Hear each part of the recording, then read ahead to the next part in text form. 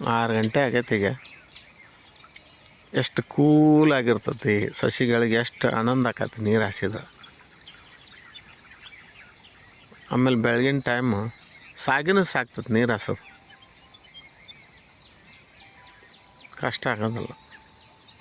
ಬೆಳಗ್ಗೆ ಹೆಚ್ಚು ಅನುಕೂಲ ಆಕತ್ತೆ.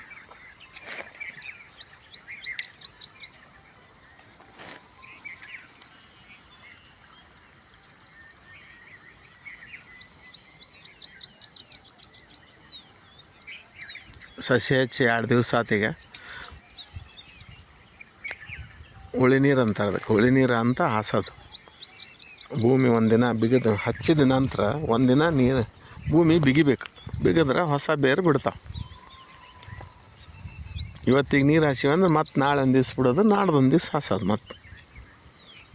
ಅಂದರೆ ಏನಾಗ್ತವೆ ಅಂತಂದರೆ ಹೊಸ ಬೇರು ಬಿಡೋಕೆ ಅನುಕೂಲ ಆಗ್ತೈತೆ.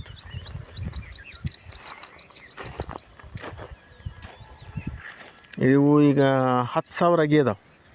ಸುಮಾರು 1 ಎಕರೆ 10,000 ಅಗಿ ಕೊಡ್ತಾವೆ. ಮೆಣಸಿನ ಗಿಡ, ಮೆಣಸಿನ ಸಸಿ ಇವು.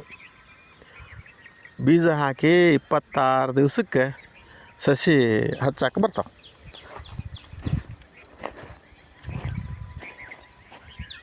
ನೇರವಾಗಿ ನರ್ಸರಿ ಒಳಗೆ ಬೆಳೆಸಿ ತೊಗೊಂಬಂದು ನೇರವಾಗಿ ಭೂಮಿಗೆ ಹಚ್ಚಿರೋದು. ಸಸಿಗಳನ್ನು ತಂದರೂ ಕೂಡ ನಾವೇನು ಮಾಡಬೇಕು ಅಂದ್ರೆ ನೀರು ಹೊಡಿಬಾರ್ದು. 1 ದಿವ್ಸ ಹಚ್ಚೋದು ಲೇಟ್ ಆದರೂ ಕೂಡ ನೀರು ಹೊಡಿಬಾರ್ದು. ಹಂಗೆ ನೆಳ್ಳೊಳಗೆ ಇಡಬೇಕು. ತಂಪಂದು ಬಟ್ಟೆ ತೊಯ್ಸಿ ಮೇಲೆ ಹೊಚ್ಚಿಬಿಟ್ರೆ ಏನೂ ಆಗೋದಿಲ್ಲ ಸಸಿಗಳು. ನೀರು ಹೊಡೆದ್ರೆ ಬೇರೆ ಇವು ನಡುವೆ ಕೊಳಿತಾವೆ. ಗಾಳಿ ಆಡೋದಿಲ್ಲಲ್ಲ, ಒಂದಕ್ಕೊಂದು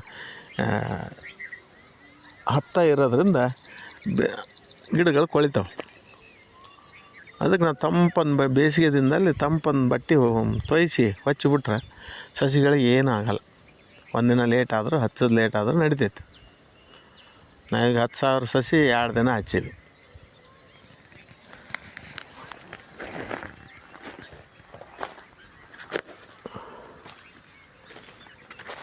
ನಾಲ್ಕು ಮಂದಿ ಆರಾಮ್ 1 ದಿವ್ಸಕ್ಕೆ 10,000 ಸಸಿ ಹಚ್ತಾರೆ.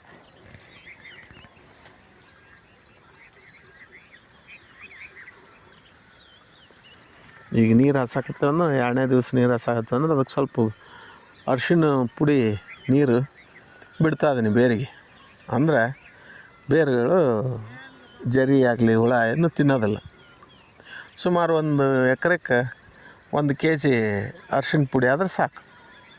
ಒಂದು ಬಕೆಟ್ನೊಳಗೆ ನೆನೆಕೊಳ್ಳೋದು, ಇನ್ನೊಂದು ಬಕೆಟ್ಗೆ ಹಾಕಿ ಒಂದು ತೂತು ಮಾಡೋದು. ಒಂದು ಬಕೆಟ್ಗೆ ಅದನ್ನು ನೀರಾಗಿ ಇಟ್ಬಿಟ್ರೆ ಅದು ನೇರವಾಗಿ ಬೇರಿಗೆ ಹತ್ತುತ್ತಾ ಹೋಗ್ತೈತೆ.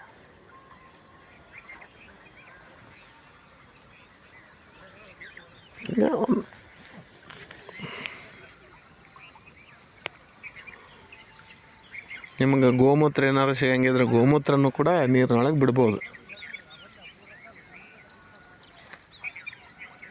ಗೋಮೂತ್ರನೂ ಒಳ್ಳೆ ಕೆಲಸ ಮಾಡ್ತೈತೆ.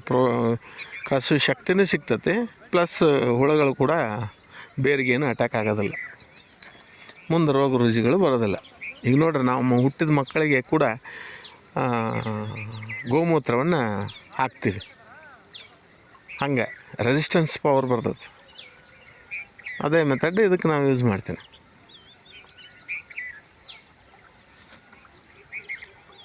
ಓಕೆ.